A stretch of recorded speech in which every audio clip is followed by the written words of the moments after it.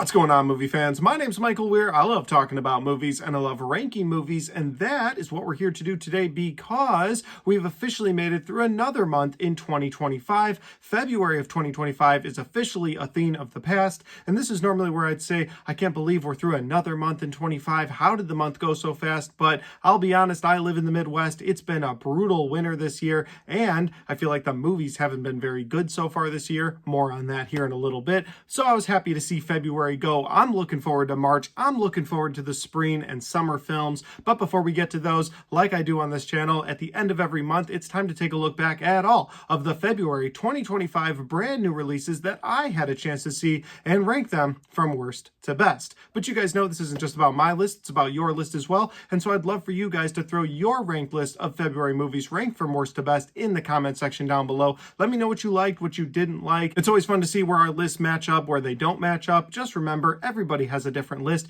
because everybody has a different opinion. So when you throw your comments down below, don't be a dick about it. And finally, guys, if this is the first time you found my channel, well, I would love for you to hit that subscribe button. Check out all the different content on my channel. Whether you like movie reviews, Blu-ray talk, or ranked list videos just like this, there's a little bit of everything for movie fans, and I'd love for you to check it out. All right, guys, let's get into February 2025 brand new movies ranked from worst to best.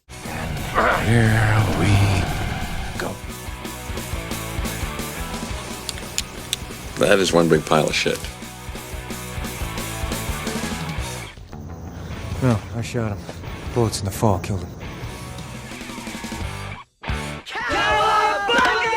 Now, I saw 7 brand new movies in February of 2025, and while I am going to give you my quick thoughts on all 7 of these movies as I rank them from worst to best, if you want more of my thoughts on all of these movies, well, I've done quick reactions in YouTube Shorts for all 7 of these films, and I've done full movie reviews for 5 of these 7 films as of this recording. I say as of this recording because I do want to get those last 2 reviews done, but I wanted to make this list first. So as of right now, the recording of this video, I've done 5 full reviews. So again, if you want more thoughts on these, well, you can check them out on my YouTube channel. All right, guys, let's get into the list. At number 7, the worst of the worst, we have the film Love Hurts. Love Hurts is a film that I was actually really looking forward to for a couple of reasons. It's an action romance film set around the Valentine's holiday. That got me intrigued because I like movies that are set around holidays that we don't really get movies for very often, and I feel like Valentine's Day is one of those that we've gotten some horror movies for in the past. There's another horror movie on this list that we'll talk about in a little bit, but I don't really recall any action movies set around the Valentine's holiday, so that got me intrigued. Then I saw the trailers for this, and the trailers looked fun. They looked like they were action-packed. They looked like they had some comedy, and this movie starred Ke Huy Quan, who's somebody who's having a bit of a resurgence in his career. Of course, in the past, he was Short Round in Indiana Jones, but lately he won an Oscar for his role in Everything Everywhere All at Once, and he was in Loki Season 2, so it's fun to see his career get a resurgence, and I was excited to see what he was going to do next, and he picked the film Love Hurts. So with all of that information, I went into this film, and I was deeply disappointed by everything. I don't really think this movie had any redeemable qualities. That's why it's at the bottom of my list. To me, this movie didn't deliver on the comedy, it didn't deliver on the action, and it didn't deliver on the romance. And since that's the 3 genres this movie was dipping its toes into, that was pretty disappointing. I'll elaborate a little further. In the romance aspect of this movie, all of the characters have some sort of a romance storyline, but all of them feel hollow. You never really buy into the will they, won't they of the different characters in this movie. The lead characters, again, they just feel hollow, out of place. Then you've got all these side characters, and every one of them gets a romance storyline. It's like, guys, if you wanted to set a movie around Valentine's Day, you wanted that love aspect, have 1 or 2 will they, won't they's, not 4 or 5. That's way too many. Then you get to the action aspect of this movie, and I was like, all right, well, at least have some hard-hitting action. That's why I'm here in the first place. And the action scenes are just over-stylized, over-choreographed. They look like dances more than they do actual fighting. And then you can actually see some of the stuntmen in this movie. As a character gets thrown through a wall or a character gets thrown across a room, you could see that it's a stuntman, not the person that you're there to see. And that's really disappointing because it's 2025. We should be able to cover that up. I understand that stuntmen exist. I'm happy that they do. They keep the actors safe, but you're not supposed to be able to see their faces change when you flip to a stuntman. That looks really bad. Overall, I did not have a fun time with Love Hurts, and I think this is my least favorite favorite movie of the year, because while You're Cordially Invited was the worst movie of January, at least that movie went directly to Prime, and I could just watch that on my TV. Plus, it's a comedy, and, well, we don't expect much out of comedies these days, so this movie being an action film, I expected a lot more out of it. So not only is this my worst movie for February of 25, but it's also my worst movie of the year so far. At number 6, we have the film Cleaner. Cleaner's a film that I've been saying is a bit of a Die Hard ripoff, and my reasoning for that is that the movie is set in a high-rise building. It's also set during an office party with a bunch of very important businessmen and women and government officials when a bunch of anti-human terrorists break into this building, take them all hostage, and they say the reason that they're doing this is to expose all of the people in that building for being anti-environment people. And these anti-human terrorists not only want to expose them, but they want to blow up the building in the process. And while all of this is going on, you've got one woman, played by Daisy Ridley, who's just there to clean windows. She's actually there past her shift cleaning windows, so she's just a woman in the wrong place at the wrong time that gets stuck on a ledge outside of the building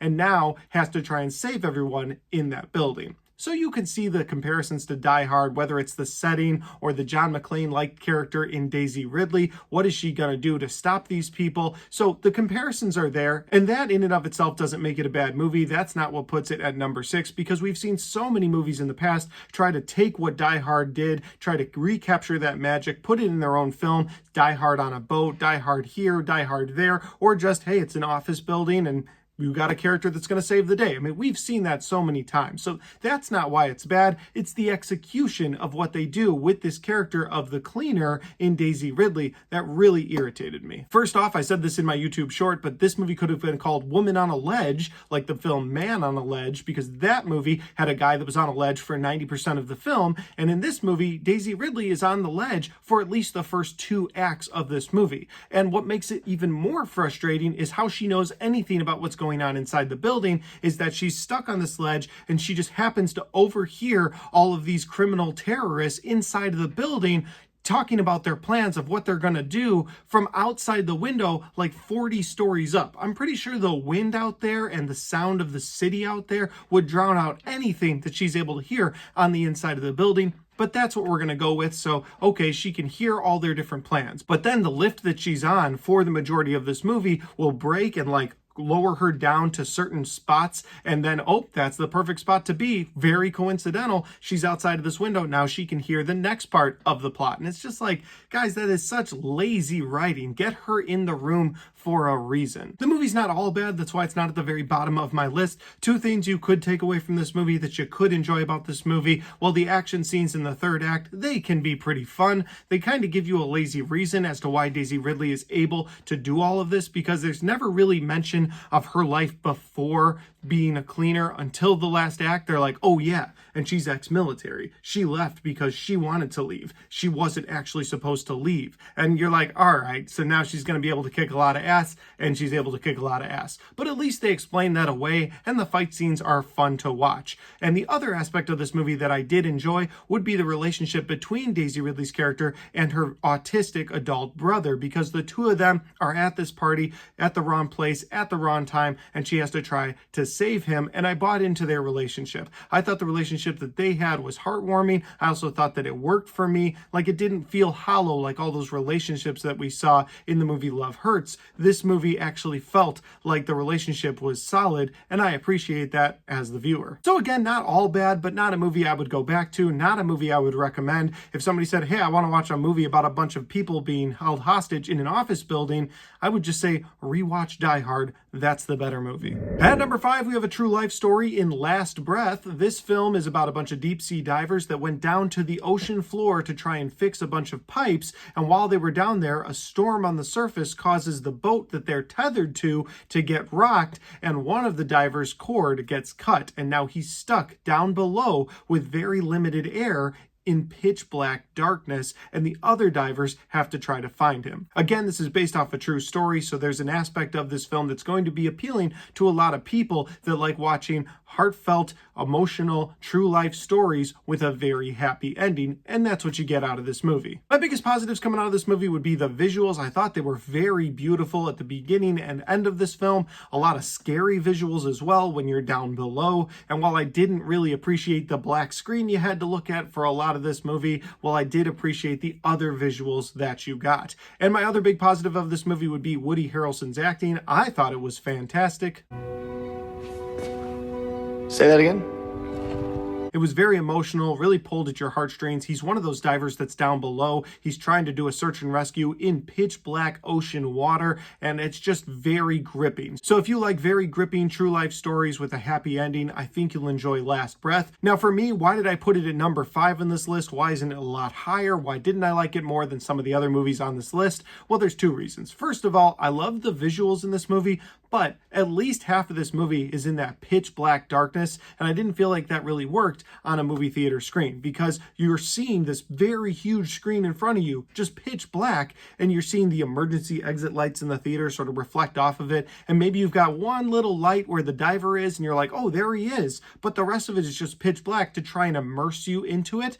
I don't know, it just didn't work for me this time around. Like, when it got pitch black like that, it just completely took me out of the movie. And the other negative that I had for this movie, the reason it's not higher on my list, is that I'm just not big on true life stories where there's a fun, happy ending at the end. It's just not my style of movie. Now, again, this is my list. That's why I'm placing it at number 5. It could be higher on your list because that's the kind of movie that you really like. I know a lot of people enjoyed this movie, so I'm not saying it's bad, but for me, it's number 5 for those reasons. At number 4, we have the film The Gorge. This movie is directed by Scott Derrickson, who's given us great horror films in the past, like The Black Phone and Sinister, so I was expecting more of a horror film out of this movie, and while there are some horror aspects to it, especially towards the third act, this movie is very much so a romantic action film. But what is this movie all about? Well, the movie stars both Miles Teller and Anya Taylor-Joy as 2 elite operatives who get hired to stand in 2 different guard shacks on either side of a gorge, and their whole job is to make sure nothing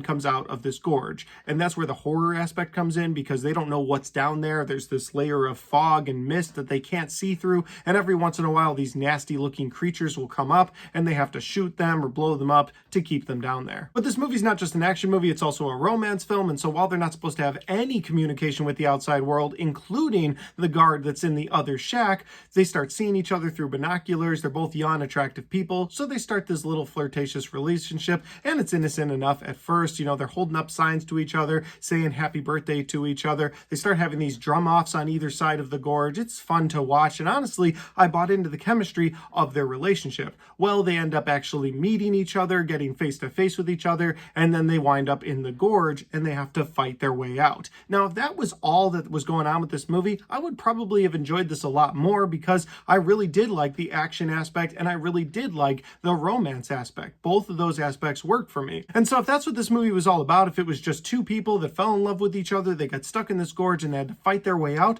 I think I would have liked it a lot more. But the problem I had with this film was really in the third act. You've got the romance aspect, you've got the action aspect, then they start throwing some horror aspects at you with the creature design, these spider things that come out at them. I mean, there's some creepy stuff going on in this gorge. And then they're like, oh yeah, and also this is a political thriller, and there's going to be a political spin to this movie, and you're going to have to find all of that out in the third act with all of these exposition dumps from different characters in this film, and that just didn't work for me. It just felt overcrowded in that third act. They should have kept it simpler. They should have kept it the way that it was, like just an action movie where these 2 people who kind of fell in love with each other are trying to get out of this gorge. That would have been a lot more fun, but instead you got Sigourney Weaver in here who's given all this political thriller stuff, and all of that was just too much. It was just way too much in the third act of this film. That's not to say that this is a bad movie at all. It's a movie I would definitely recommend to people if you're looking for a fun action romance film with a couple of great actors in it. You know, again, it won't be for everybody, and I didn't love that third act, but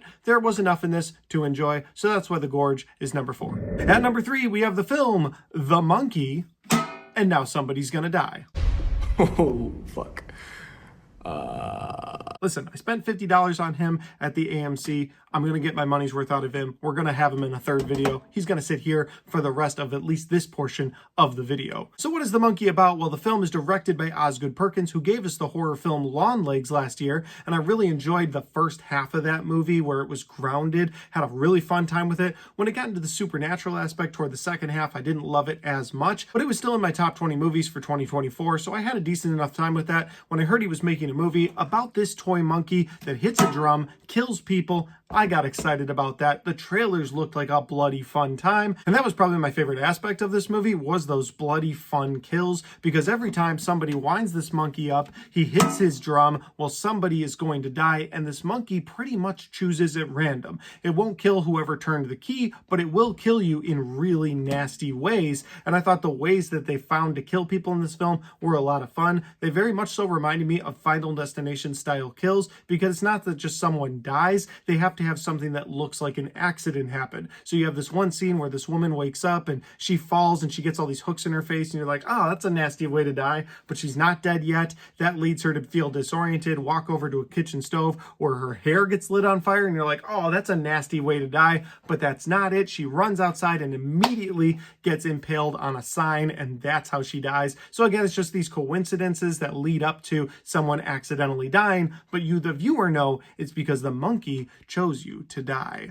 Look, he's terrifying. Okay, so where did this movie not work for me? Well, I thought that they leaned too far into the comedy aspect. This movie is a horror comedy, and while some of the movie was really funny, I did laugh at certain moments, there were some moments that came off as so cringy. Like there's this moment where these cheerleaders are standing outside of a house for seemingly no reason, and they're just cheering on the fact that the coroners are bringing out a dead body. And I think they just went too far into the comedy aspect. I was really enjoying the supernatural side of this story, this toy monkey that just was killing at random. It didn't matter who it was killing, and I wish they had given us a little bit more of why it was doing that instead of diving into comedy, because every time they seem like they're about to give you a little bit more of the story, they just jump into comedy, and again, it doesn't all work for me. I still had a fun time with The Monkey. It's a movie I'll probably put on those shelves back there, and again, I'm very happy I bought the AMC popcorn bucket. All right, it's time to put you on the shelf. Let's raise these hands. No more hitting the drum.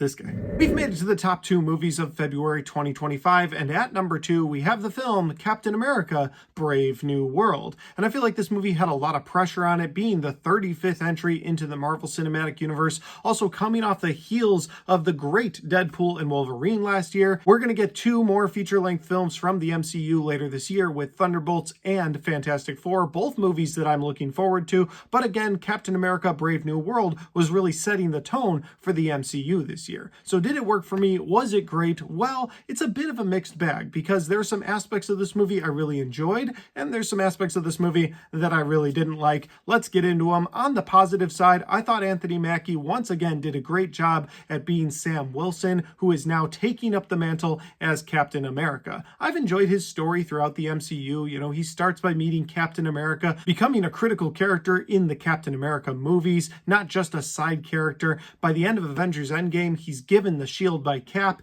In the show Falcon and Winter Soldier, he officially takes up the mantle as Captain America. So going into this movie, we have a new Captain America, and that worked for me. I also liked some of the villains that popped into this movie, whether they were from older MCU movies, or we get a new character in Giancarlo Esposito's villain, and I liked that. So there were some fun villains in this film as well. And of course, I'm not going to leave out the Red Hulk. We finally get to see the Red Hulk on the big screen, and to me, this was a really fun version of the Hulk, because you're getting it from a character that's not a good character. So it's a villain Hulk. It's not just a Hulk that's on a rampage. No, this is a Red Hulk. I thought the CGI looked great on him, and I liked the fight scene between him and Captain America. On the negative side for this movie, they did get Harrison Ford to replace William Hurt. William Hurt, of course, played General Thunderbolt Ross in the previous MCU films, and while Harrison Ford is a great actor, I just didn't buy him as the character of General Ross. It was too much of a change, They even tried to give Harrison Ford a mustache for a flashback scene to be like, see, he's the same character, he just doesn't have a mustache anymore,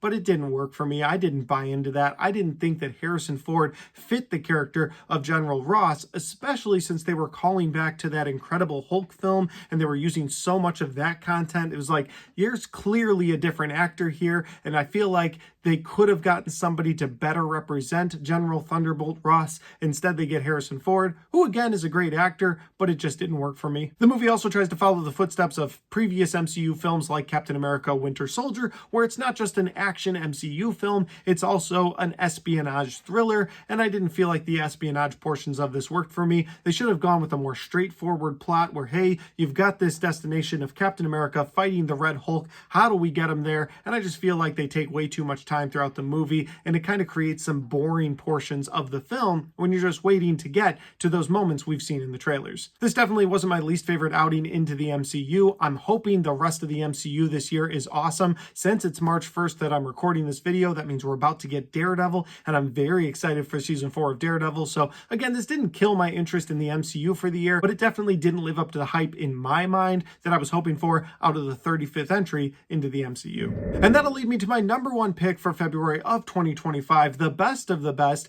This is actually another movie centered around the Valentine's holiday, but this time it's a horror film called Heart Eyes. And Heart Eyes is a film about a serial killer that wears a mask with glowing red heart eyes and goes around and kills unsuspecting couples on Valentine's Day. I actually had zero anticipation going into this movie. The trailers looked very run-of-the-mill, very B-movie slasher. I actually saw Love Hurts before seeing Heart Eyes because I thought that was going to be the better of the Valentine's movies, and boy was I wrong. That movie ended up being my least favorite movie of the entire year so far, where Heart Eyes is one of my favorite for the entire year. So what makes this my favorite movie of February 2025? Well, to start, I really liked the thriller aspect of this movie where you don't know who the serial killer is, much like the Scream films where you think you figured out who the serial killer is in this group of actors that you're watching. They're able to twist it on you so that when you get to the end of the movie, you're like, whoa, it's that person? That's the serial killer? I didn't see that coming. I also really enjoyed the gory moments in this movie. Because it's a serial killer, you're gonna get some fun kills, and man, you get some nasty, gory kills. At the beginning of this film, it really sets the tone where this girl is trying to hide from him inside of this industrial machine, and just when she thinks she's safe, he turns it on, and you see all of her blood and guts come out. That really sets the tone for the movie, but throughout the film, you get some fun kills, and towards the end, there's a drive-in movie scene, which was just absolutely fantastic. Say that again?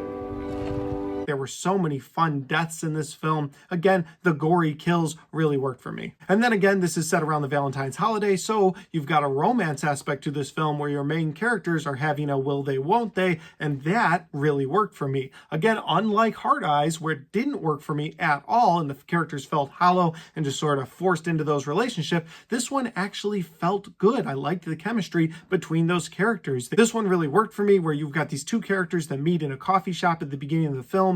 On top of that, because of that who's behind the mask aspect, you don't know if one or both of these people are the Heart Eyes killer themselves. So while you want their relationship to work out, in the back of your mind the whole time you're just kind of like, oh, I really hope you're not one of the killers, but I could see a path to where you're the killer or even you're the killer. So I like that the movie did that. Overall, I had a really fun time with Heart Eyes. Did not expect anything out of it. My expectations were incredibly low, and I really enjoyed this movie. I don't know if it'll be in my top 10 at the end of the year, but for February of 2025, it is my favorite movie. And look, the theater gave me this really cool promotional poster for Heart Eyes, but actually all the little pieces perforate off and become Valentines, and to me, that's one of the coolest promotional materials I've ever gotten from a movie theater. Sorry about the glare, but there you go. I thought that was pretty cool. And guys, that's my list. Those are all the movies that I had a chance to see in February of 2025, ranked from worst to best. Again, if you've got a list, I'd love for you to throw that in the comment section down below so we can compare lists. And finally, guys, if you like this video, don't forget to hit that like button because it helps the video, it helps the channel, and it helps me right here. Thanks for watching. I'll see you next time.